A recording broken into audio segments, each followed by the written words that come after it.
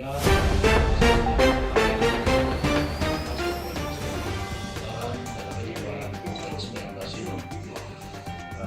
desanya nanti silakan berkoordinasi dengan mungkin dinas pendidikan, dengan dinas-dinas terkait, Kesra dan sebagainya yang membidangi masalah ini secara teknis.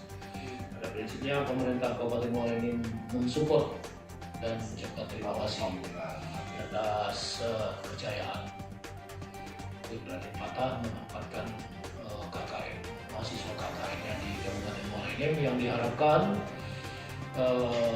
baik mahasiswa itu sendiri mendapat pengalaman dan ilmu di lapangan dan bermanfaat juga tentunya bagi masyarakat di mana tempat mahasiswa itu. Harapan kita yang pertama dari mahasiswa KKN ini ya, kalau di kampus sudah belajar teori, sekarang kita menerapkan ya, menerapkan jadi ada pengabdian ke masyarakat.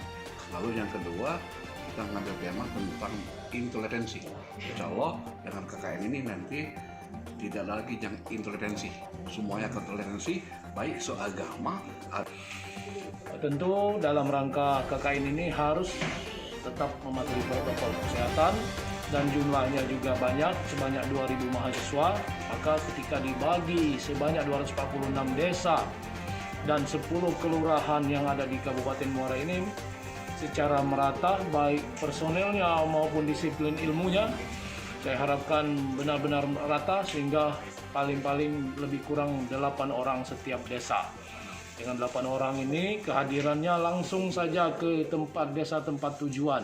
Tidak usah berangkat secara bersama-sama, berangkatlah ke desa tujuan masing-masing dan laksanakan kegiatan KKN dengan protokol kesehatan.